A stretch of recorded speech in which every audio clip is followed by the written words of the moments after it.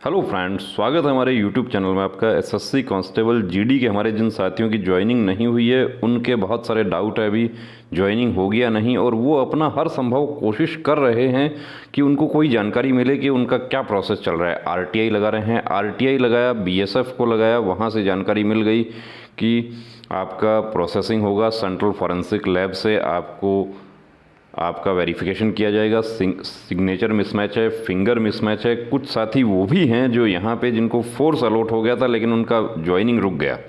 कुछ हमारे साथी ऐसे भी हैं जिनको सीआरपीएफ में ज्वाइनिंग हो गया था, उसके बाद वहाँ से उनको 30 डेज़ 30 40 45 डेज़ वहाँ पर रोकने के बाद वहाँ से घर भेज दिया गया कि आपका सेंट्रल फॉरेंसिक लेबोरेटरी में भेजा गया है। अब देखिए, सेंट्रल फॉरेंसिक लेबोरेटरी जो है वहाँ से भी आपका जवाब आ गया है। क्या जवाब आया है ये आपको दिखा देता हूँ। ये कैंडिडेट के पास में जवाब आया है टू अब transfer of RTI application in respect of Shri Nitish Kumar RTI registration. अब देखिए, नीतीश कुमार जो हैं वो क्या करते हैं, इन्होंने सेंट्रल फॉरेंसिक को भी आरटीआई लगा दिया। आरटीआई देखिए, आरटीआई जो है वो आपका हक बनता है, राइट टू इन्फॉर्मेशन एक्ट है, लेकिन उसमें प्रोसीजर तो होना चाहिए कि आप सेंट्रल फॉरेंसिक को आरटीआई लगा रहे हैं। अब उस सेंट्रल फॉरेंसिक में गया है या किसी दूसरे में गया है, ये इसका कैसे उनको पता चलेगा। और क्या बीएसएफ ने इनको रिप्लाई किया था तब इनको बताया था कि आपका कोलकाता के सेंट्रल फॉरेंसिक लेबोरेटरी में गया है या गुवाहाटी में गया है।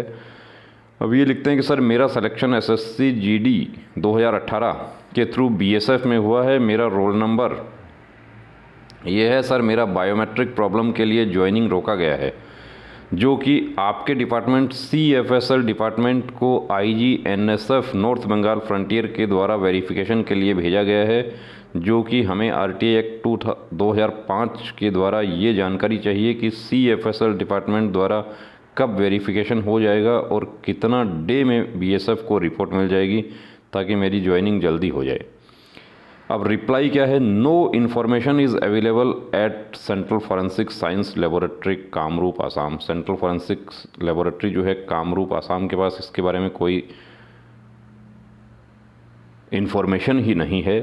अब ये कहते हैं कि in case you are not satisfied with the information reply being given to you, you may prefer an appeal within 30 days from the date of receipt of this letter to the first appellate authority under the provision of RTI Act 2005. The name of address of the FAA is given below.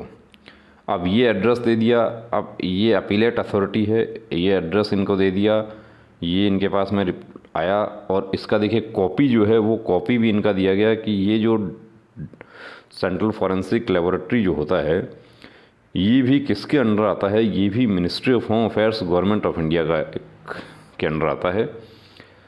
ये इनके letters हैं जो by speed post इनके पास आया है। अब ये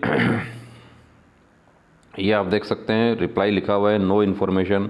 अब दूसरा क्या आया है वो भी आपको दिखा देते हैं, with reference to your RTI application. अब उसके बाद 29 का एक लेटर दूसरा और आ गया है कि with reference to your RTI application vide registration number so and so the information pertaining to this office is at under. The report data can't be retrieved without having the CFSL Kolkata case registration number. अब इनको कैसे ये जानकारी हुई कि आपका जो report है आपका वेरिफिकेशन के लिए कोलकाता में भेजा गया है या भोपाल में भेजा गया है या दिल्ली में भेजा गया है। देखिए, ये जो है इनको किसने ये सब गाइड किया करने के लिए, ये गलत इनको सलाह दी गई कि सेंट्रल फॉरेंसिक लेबोरेटरी जो है वो किसी कैंडिडेट का जो वेरिफिकेशन है उसके बारे में सेंट्रल फॉरेंसिक लेबोरेटरी आपको किस आधार पर सूचना देगी। सेंट्रल फॉरेंसिक लेबोरेटरी उस संबंधित डिपार्टमेंट को वेरीफाई करके सूचना देगी, लेकिन चूंकि आरटीआई एक्ट जो है वो लागू होता है सेंट्रल फॉरेंसिक लेबोरेटरी पर भी, तो ये रिप्लाई उसका आ गया कि विदाउट केस रजिस्ट्रेशन नंबर। अब केस रजिस्ट्रेशन नंबर यदि इनके पास में है वाकई तो ये फिर से उसके लिए अपील कर सकते हैं, अपीलेट अथॉरिटी जो है उसके बारे में दे दिया गया है।